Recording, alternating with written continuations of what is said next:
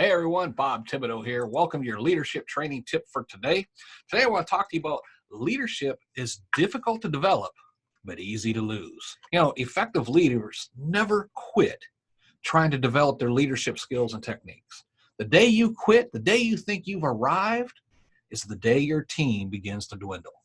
It may not be perceptive at first, but it is going to happen. Leaders must always strive for improvement. This will do two things for you. It shows your team that you are always trying to do better, and this will translate into them always trying to do better themselves. It shows them that you care. Fake interest is spotted very quickly. Be genuine with them. Genuine interest in them will build genuine trust in you. And to build trust, you have to prove to your team that you're worthy of their trust. Just because you hold the title does not mean they trust you. This can take on different forms, but basically building trust will boil down to just a few different methods. First, you need to prove to them that you're willing to go to bat for them, showing them that you have their back. This shows that you truly do care about them and that you are willing to protect them from outside influences when necessary.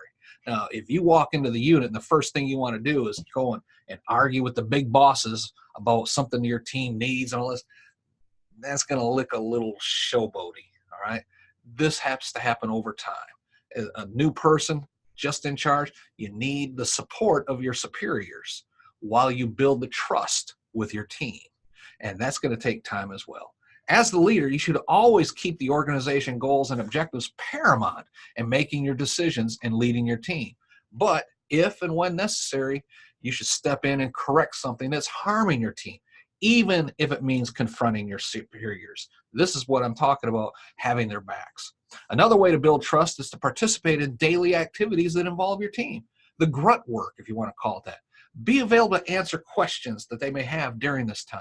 That does not mean you have to sit out in the area where they work at 6 hours a day or whatever.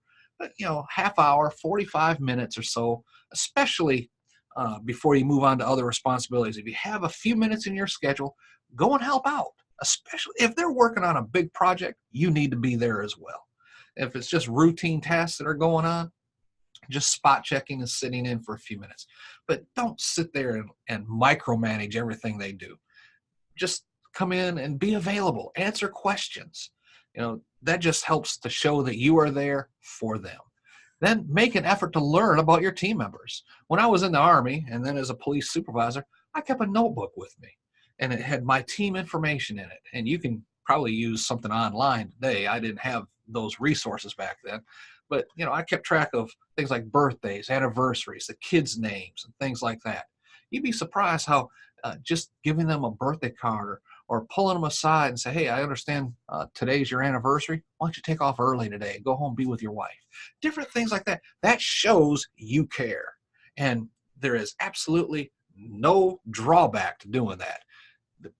The good part is it will elevate you in their eyes. Like, wow, this guy really, he knows me. He understands. He talks about my kid's golf game or Susie's soccer game and things like that. He cares about me. He cares about my family. That generates that longevity that they will be with you in the long run. All right.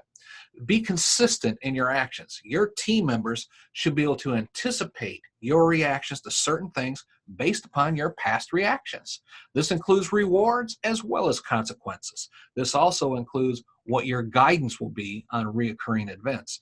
Don't do something the same exact way, reacting the same way to certain situations, and then switch things up on them all of a sudden and do something completely different. Because when you're not in the picture, they need to know what is expected of them. When you start changing things from sequence to sequence and scenario to scenario, they don't know what to do. And you don't want that. You want them to be able to perform autonomously as much as possible. When possible, include your team members on important decisions that you're contemplating. Explain when possible what this will mean to them and to the organization as a whole, why this is a good idea, why this needs to be implemented. Ask and accept their input into these situations as you're preparing to make your decision, because that's getting buy-in to the situation from them so that you're moving together as a team for the success of the organization.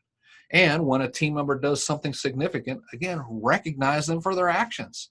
Do not, let me restate that, do not take responsibility for the success yourself. Always pass along the success to your team, especially when you are reporting to your superiors. Always let your superiors know our team did this. Now, your superiors may want to recognize you. You're leading the group, man. You did such a great job. Well, sir, thank you. I appreciate that. Really, it's the people working with me. We are working together as a team. That's what's causing the success. And your team members will hear about that. I guarantee it. When you take these steps, you'll begin to develop yourself as a successful leader. You may not notice the results immediately, but they will become ingrained in your psyche and you become a habit and then a lifestyle. And you'll appreciate it in the long run. And so will your team members. Go to my website at bobthibodeau.com. Read the blog post on this subject today because it will bless you. It really will. Now, I'll be back tomorrow with some more leadership tips of the day along this subject line. Till then, this is Bob Tibble reminding you, I'll see you there.